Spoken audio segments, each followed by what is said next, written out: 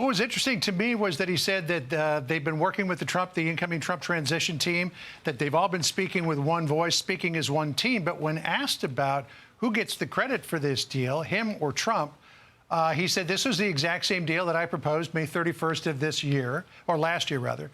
He didn't give any of the credit to Trump. But remember what Trump said quite emphatically back on January 7th. Listen here.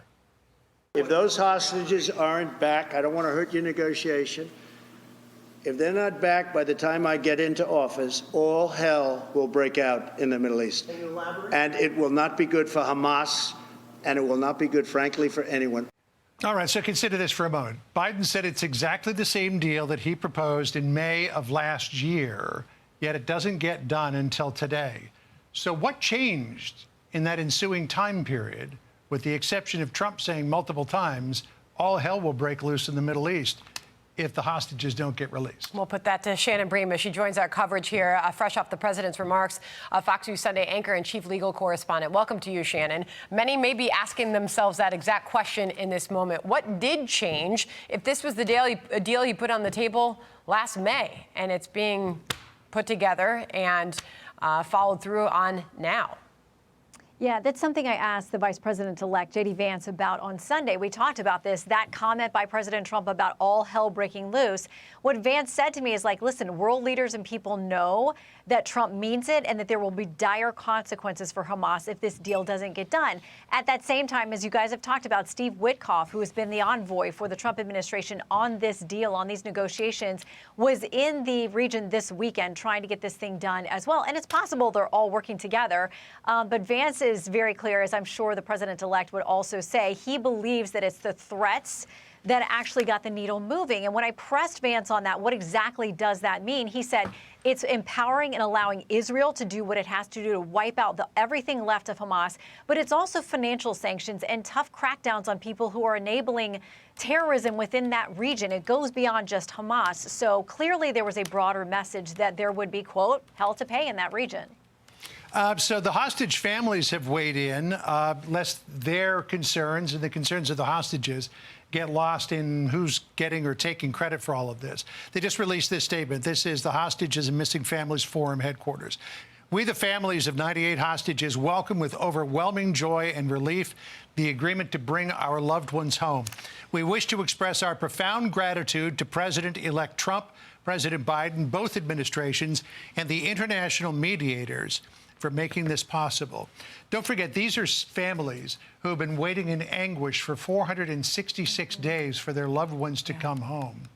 And while many of them may not come home alive, they will at least get some sense of closure that their loved ones are back on Israeli soil if this deal, in fact, does go through. Yeah, and all of us have had an opportunity to interview and talk and meet with these families and to feel that absolute heartbreaking, gut-wrenching sorrow that they've had.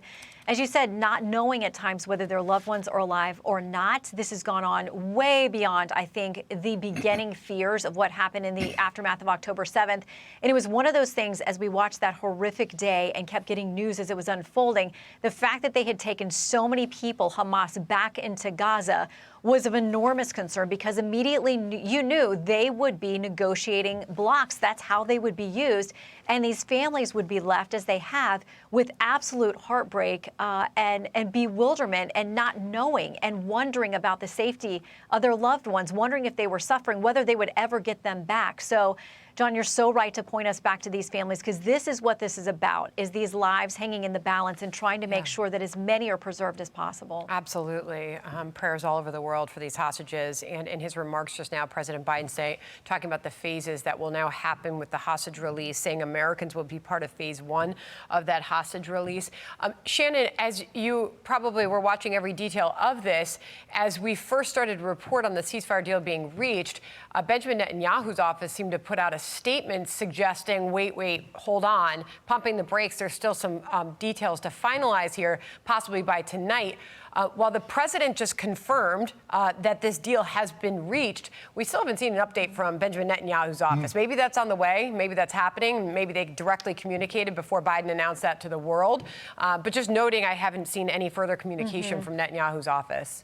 Yeah, I haven't either. And what he said about trying to get the details hammered out, we all know those are the sticking points. This has been grueling and it has been exhausting and it's been tedious for everybody trying to get this thing done.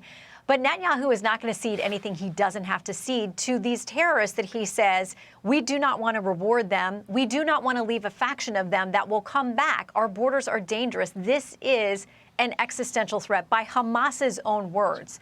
So I am anxious to see a little bit more from the Prime Minister's office, something a little bit more definitive. But as you know, President Biden was walking away saying you'll get the details shortly. Maybe those are things that these two world powers are still negotiating or at least getting onto paper so that we all have the same understanding from the Israeli side of this as well. Shannon, appreciate you joining us. Thank you very much.